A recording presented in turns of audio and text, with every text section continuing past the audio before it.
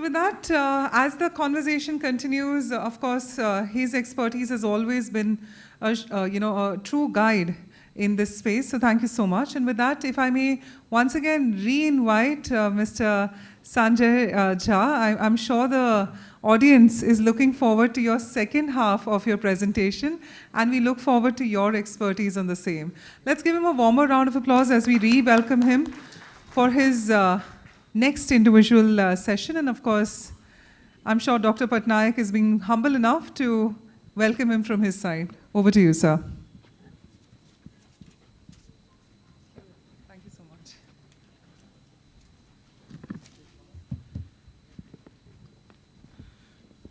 Dr. Patnaik, your presentation was superb, I must tell you, and I was very keenly listening to you, though hardly I could understand anything. Well, what great presentation. Thank you. Thanks a lot. Okay, so moving on, where we were? Yes. Conscious leadership. So we listened to Rajiv Dubey's video, where he talked about compassion, he talked about empathy, he talked about human values, he talked about connection. So these things are very, very important, and more important in today's context, so to speak. Okay, so moving on.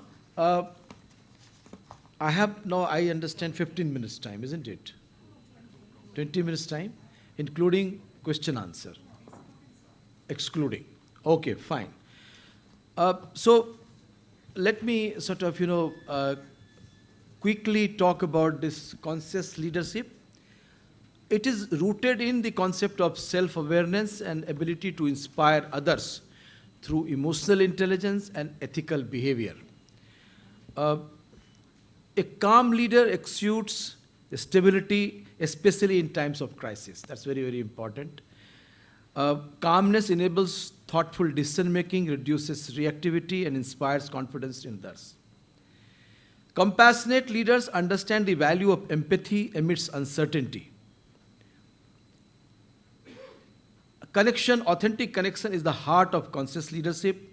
By actively engaging with others, listening deeply, and aligning personal and organizational goals, leaders build a strong relationship. So these things have become, even more important. The reason being that we are living in a world which is called VUCA world or Bani world, so to speak. You have heard about VUCA world? Volatile, uncertain, complex, and ambiguous world. And the new term is Bani, that is brittle, ambiguous, non-linear, and incomprehensible. So how the things will shape up in future, that is anybody's guess. No leader can claim, and in my past assignment, I have worked with a company which is in which is trying to organize the unorganized sector, so to speak, and it is in an environment which is truly a VUCA world. So we used to say that nobody knows, what could be the next move from the competition? Who could be our competitor? What could be the next disruption, so to speak, from innovator side? So the best way is that leader must change their emphasis from talking to listening. We leaders are obsessed with talking and only talking. Okay, we think that, how well we can articulate, how well we can express ourselves, that is the great indicator of our leadership effectiveness, so to speak. The things have changed in today's world. Because if you are only talking, then you are missing others' perspective. Then you are missing the other side of the truth, which no university will be able to teach you, which no book will be able to teach you. That is why listening has become very, very important. Listening attentively. Listening without having any biases to counter the point. Listening as if your entire life is dependent on that. Listening to learn. Listening with compassion. Listening with empathy. Listening to get newer ideas. So, that is why compassion, that is why calmness, these things have become very, very important. These things are not no more a very glamorous leadership, trait, so to speak. That, I observed that leader, very calm, very composed person. Okay, seems to be a monk. No. These are the hard core competencies, I would say, leadership competencies in today's world. Because the way things are moving, and thanks to technology as well, it is very important that we must pay our all attention to what our employees are saying, what our customers are saying. That's about conscious leadership. But that needed a very different kind of training. That need, again, let me sort of, reiterate the self-awareness. Self-awareness becomes very, very important. Because unless you are aware, unless you know that you have the urgency to prove yourself right and take pause, you will miss the things. Let me quote Carl Jung, the renowned Swiss psychologist and psychoanalyst. He said, your visions will become clear only when you can look into your own heart. Who looks outside dreams. Who looks inside awakes. Dreams may inspire, but true awakening and clarity come from self-reflection. When we take the time to explore our hearts and minds, we discover who we truly are and what drives us. So that's about, conscious leadership. Moving on, I think that these are the four sort of, key competencies the future leader must have. Or I would say, future is happening now. The next breath I am going to take, that is future. Okay.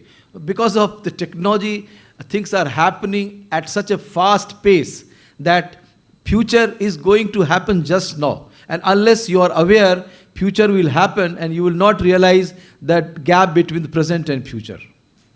Okay. So, trust is the cornerstone, so to speak.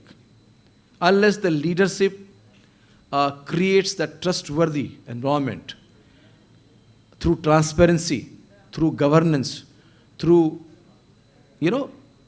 ethical systems, so to speak, transactions, interactions, so to speak,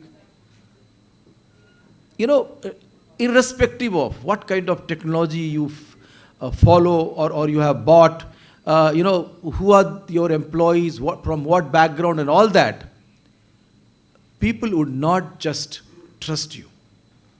And if they don't trust you, sooner or later, you'll start losing your people, good people, and then market share, and then entire business will collapse. Diversity, equity, and inclusion. These are three very, very important parts. And especially inclusivity is very important. See, today, what is happening for fashion, or say, I would say cosmetic purpose. People would say that in my organization, there is so much of diversity. I am hiring so much of, female employees, so to speak, or differently abled people. In my previous organizations also, there was, this kind of reporting and all that, which is fine. But unless the organization is inclusive, organization would never be able to tap and leverage the diverse perspective, which is the core of creating the diverse inclusive organization. Organization would never be able to convert the diverse views into innovative products and services. And that is why inclusivity very, very important. Just having diversity is a fashionable thinking, I would say. Okay? Inclusivity, it is inclusivity which helps you to translate the diversity into innovative products and services. But again, leader must have listening skill. Otherwise, diversity will be of no use. Otherwise, again, inclusivity will be also just for reporting some CII or Government of India and all that. Okay. Leader must be humble, must be empathetic, must have listening skill to understand the suggestions, understand the concerns being raised, understanding the new ideas, okay, coming from the employees, from the society, from the customer, okay. Then only organization would be able to leverage, leader would be able to leverage. So that is why for future leader, listening, I am repeatedly saying, becomes very, very important. Listening not as in passive sense, listening in very active sense. Listening as a leader. Listening not as a sage at the stage, not listening to the sage at the stage. Okay? Listening as if that is related to your business. And I discussed in first half, I discussed about this people-driven excellence. Entire business, whatever you do, you form strategies, you hire people, you implement your strategies, you buy new technologies, but the entire thing should be actually centered around people-driven excellence for the larger benefit of people at large, be it your employees, be it customer, be it society at large. And appreciative inquiry. This is my favorite topic, so to speak. We have a very problem-solving kind of mindset where we try to identify the problems in the system, weaknesses in the system. Life is short, by the way. Instead, if we inculcate the habit of identifying the strengths in our people and augment those strengths, work to augment those strengths and leverage those strengths, the situation would be quite different. I have personally gone through that kind of experience, let me tell you. I mean, in one of the Tata companies, which was actually at the brink of its extinction, which was, Tata management had decided almost to sell that company. And then one new managing director joined, and then we decided to go for, first of all, appreciative inquiry, and then the entire transformational journey. Luckily, I was the corporate quality head of that company, so I personally went through the power of appreciative inquiry, where, you go and ask people, you tell me 3 things, what are the good things happening in this company? People would often struggle because they never thought that, somebody would come and ask me, the good things about this organization, about myself. Okay. But then finally they will come out. And then you create a lot of immense amount of positivity in the organization. You realize that everyone is sitting on the, gold mine, so to speak. And it is the responsibility of leader to create the congenial atmosphere and leverage the strength. But that way, appreciative inquiry is a very powerful way, contrary to problem-solving approach. Am I making sense to you? If you have any question, you can ask during question-answer session. Well, so this is appreciative. I don't have much time, so I will have to rush through. If anybody has any interest in appreciative inquiry, you can ask me further. Now I am coming to a point where I would like to discuss about, you all know about coaching. So coaching has become now, coach has become now ISO 9000 in this country. Every next person is like coach. Next person claims that I am a coach. But as I mentioned in my earlier session, that Coaching is like experiencing what is heat. Unless you touch the hot wire or hot rod, you do not know what is heat. No amount of reading and getting good score in thermodynamics will actually give you the experience of heat. So similarly, coaching is about personally getting coached, personally, getting through that experience of knowing where I am stuck at my beliefs level. Everybody is stuck. Everyone. Right from, Prime Minister or President of any country to the, all great sort of, educationist, to everybody. Nobody can say that I am not stuck. Everybody is stuck. Everybody is prisoned by, shackled by, their own beliefs, own values, own thinking and feeling. Okay? Everybody. So, unless we are mindful about that, unless we are aware of that, we cannot work on ourselves and we cannot help others to sort of undergo the realization process and improve. So, I emphasize that coach should be mindful. And what are the 5 components? Attention, open awareness, acceptance, no identification, and choice. So in summarized form, if I tell you, somebody ask, one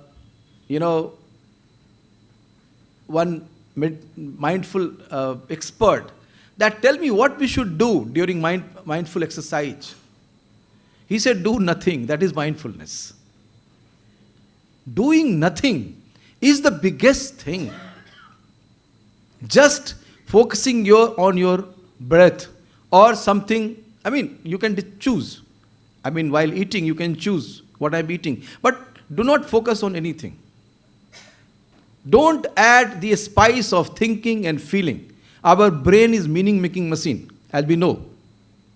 Brain keeps kind of, creating thoughts and feelings and imposing that subjective kind of, truth on the objective things. So that is the sort of, that is the hallmark feature of brain. So just ask your brain, be aware, that thinking, feeling cycle about your brain, and just try to disconnect that, cut that for some time, and do nothing. So be attentive to what is going on inside you. Be aware, don't judge, accept whatever is happening. Don't identify, with any thinking and feeling inside, and then exercise the choice. So this is about mindfulness. And leader must be mindful, coach, I would say. The reason being that, only mindful coach can develop the sort of, capability, I would say, and a courage, I would say. More than capability, I would say courage to listen to others as mindful person. Otherwise, you will be always judging, because brain has habit of judging during conversation. Okay? Brain will not allow you to listen. Brain will bring its biases. Okay? So how can you calmly listen and then ask powerful questions? That is about, coaching. Like, you must have heard about that in King Prasenjit's, kingdom, when Lord Buddha, he entered, people said that there is a murderer called Angulimal, and he's in jungle, and whosoever enters the jungle, that murderer would kind of cut the finger of that person and kill finally. And he is wearing the garland of that cut finger. So please save us. The Buddha said that, okay, let me go and meet him. Everybody said that, no, you can't alone, you can't go there. It's very difficult to convince him. He said, don't worry. And Buddha entered. And that cruel criminal, he looked at him and he thought that who is this person? Not scared at all. And he asked that, hey, stop. And Buddha in his own way, with very calm, compassionate composure, said that I stopped long time back. When will you stop? And that's a powerful question. And that changed the life of that criminal, hardcore murderer. So powerful question is very, very important thing. In today's time, leaders should know how to ask powerful question and listen, then talk. I will skip some of the things. Can you run the second? How much time do I have? 5 minutes. Okay. Second video चलाइएगा.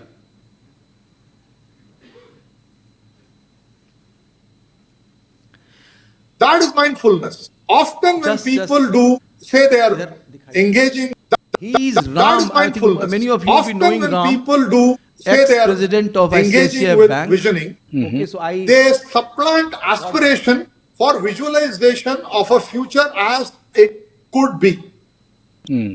It's almost a confusion of your wishes as what will materialize in the future. Right. Now that is not mindfulness. So in a mindfulness, you will ask the question, what is the basis of my visualization? In an unmindfulness, I fantasize a future which has no basis of anything and hope for it to really materialize. So this was Ram, okay, and talking about the mindfulness. Let me actually, instead of me talking about coaching, let us hear Ram. He's a very powerful, a very different style of coach. Hey, please run the next video. To me, Great. coaching is releasing Just the hold. unique ability people have and making them aware, like Jambuan did to Hanuman. Interesting, yes. Hey, Pavan Putra, you are sitting in one corner, not knowing the immense strength you have. You are the only person who can go to Lanka and come back. Not only that, it's not a physical prowess you have, Hanuman. You have the diplomacy to engage enemies if you find them there. And if you Right. found Sita Mata there, Yeah. you have the sagacity and the humility to be able to present yourself to Sita Mata and create trust in her that you are actually Ramdut and not an illusion created by Ravan. Do you see the bouquet of abilities you have, Hanuman? Now, you are not using it well. Come, put it to good use. Go to Lanka. So let me close, because we have come to the end, that, in each one of us, there is that Hanuman. Okay. Coach acts like that Jamwant. Okay. Who would help you realize who you are. And that's the perennial question. Still relevant. Asked in Upanishad, but still relevant. Much more relevant in today's time. Because as Yuval Harari, the Israeli historian, he would say that unfortunately this capitalism, consumerism actually has led to a situation where we not just consume the things, but also start identifying our personality, our identity with what we consume, what we wear, what we eat, where do we travel, etc., which is very, very dangerous. We must ask the fundamental question, who we are. Why are we here on this earth? Life is short. How can we kind of engage ourselves, exercise, use our leadership in doing the larger good? So with this, let me close. Any question anybody has?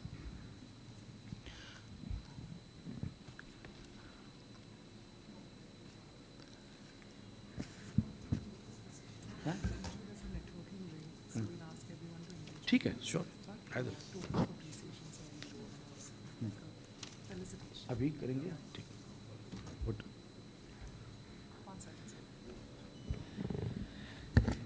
So, ladies and gentlemen, let's give Mr. Jha a warmer round of applause. What a fantastic discussion and Great curation of content this time around, of course, coaching and the mindfulness aspect, which you rightly covered towards the end.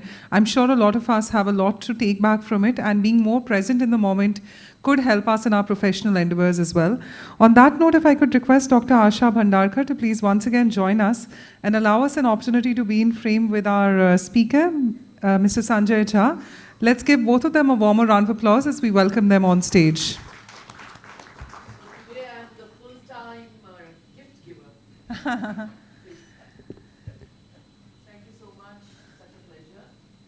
Enjoyed this. So as the conversations continue, we know that a lot of you have been in the room since morning. It's a little cold in the room. We thought a warm cup of coffee and tea will help us for a couple of minutes. So allow us an opportunity to give you a break till 11:30 IST. Remember that the coffee and tea is served in this room towards your left. So you do not have to go anywhere. You can continue being in this room, and the coffee and tea is right there. At 11:30 IST is when we'll resume. Thank you.